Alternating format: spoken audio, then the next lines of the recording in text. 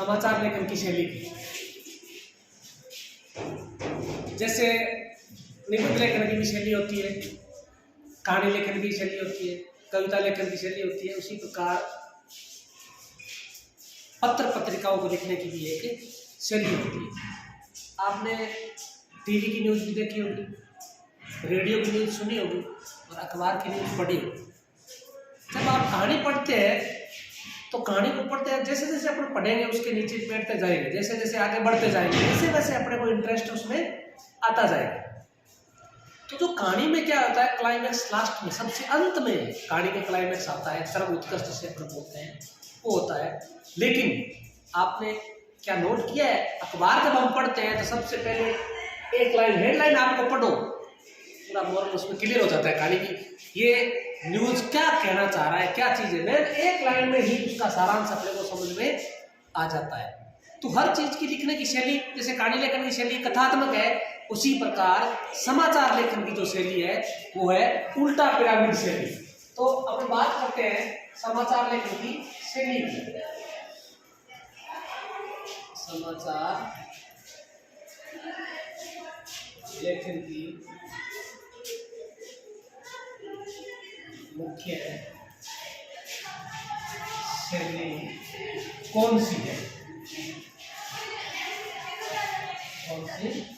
जैसे अभी अपनी चर्चा करी है कि कहानी लेखन की जो शैली होती है वो कथात्मक शैली होती है, क्योंकि कहानी को जब पढ़ते हैं तो क्लाइमैक्स उसके अंत में आता है। लेकिन समाचार में क्या होता है, एक लाइन आप पढ़ोगे आपको अधिकांश जो खबर है वो समझ में आ गई।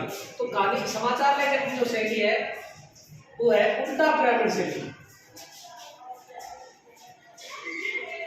समाचार लेखन की मुख्य शैली उल्टा पिरामिड है। उल्टा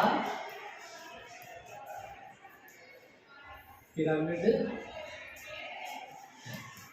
समाचार लेखन की जो प्रमुख शैली है वो क्या है, उल्टा पिरामिड शैली है।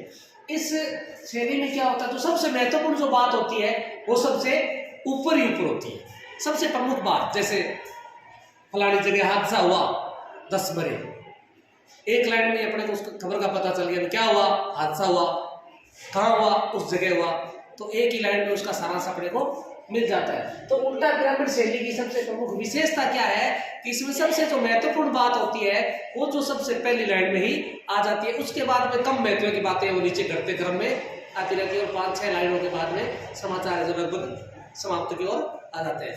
लेकिन कहानी लेखन में क्या होता है, उसमें जैसे जैसे हम आगे बढ़ते हैं, जैसे जैसे आगे बढ़ते हैं वैसे वैसे उसमें रस आता जाता है। लेकिन उल्टा पिरामिड शैली में क्या है, मुख्य जो बातें होती हैं वो शुरुआत में ही 1 या 2 लाइनों में वहां आ जाती है। इस शैली की जो शुरुआत है वो 19वीं शताब्दी के मध्य में अमेरिका में जो गृह युद्ध था, उस गृह युद्ध के दौरान इस शैली का विकास होता है। क्योंकि पहले जो समाचार है अपन जब भेजने का काम करते थे, डाक या तार से भेजा जाता था, तो तार से जो समाचार भेजे जाते थे उसमें शब्दों के हिसाब से पैसे लगते थे।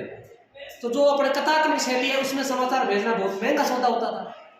तो उस वजह से क्या किया कि जो तथ्यात्मक बात होती थी तुरंत 2 शब्दों में बात करी।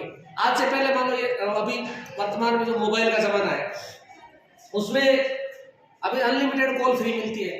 जब शुरुआती दौर था मोबाइल का उसमें क्या था, पर मिनट के हिसाब से पैसे लगते थे, 3 रुपये 5 रुपये मिनट के। तो 58 सेकंड होते हैं, तुरंत काटने की कोशिश करना था। जो महत्वपूर्ण बात होती थी, हाँ क्या है ये बात है, बस तुरंत।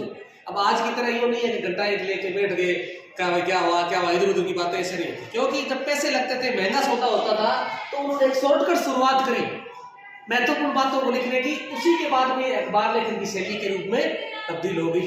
तो ये उल्टा पिरामिड शैली है। उल्टा पिरामिड शैली का एक पिरामिड बनता है, इसके होते हैं 3 भाग।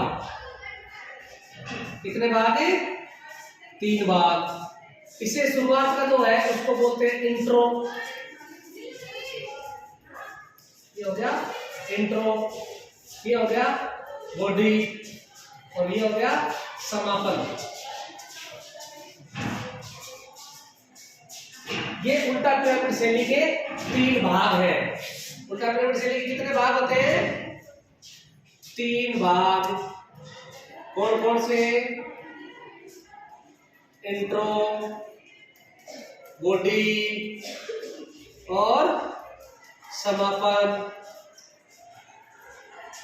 इंट्रो इसे मुखड़ा भी कहते हैं, इंट्रो को मुखड़ा भी कहते हैं। शुरुआत जो हेडलाइन होती है अखबार की हेडलाइन या न्यूज की हेडलाइन, वो इंट्रो के अंतर्गत आ जाती है, इंट्रोडक्शन न्यूज का। फिर बाद में उसका थोड़ा सा विस्तार बॉडी में समापन हो जाता है। इसको तीन भागों में अपन बांट सकते हैं। तो ये समाचार लेखन की शैली होगी उल्टा पिरामिड शैली, उसके तीन भाग हो गए, इंट्रो, बॉडी और समापन। इंट्रो है उसको मुखड़ा भी कहते हैं कि समाचार लेखन में इंट्रोडक्शन जो होता है वो एक या दो पंक्तियों में जो आ जाता है, उसके बाद में बॉडी और फिर समापन। घटते घटते में तो ऊपर सबसे महत्वपूर्ण बात इंट्रो पे आ जाएगी, उसके बाद कम महत्व की, फिर और कम महत्व की बातें आ जाती है। नमस्कार।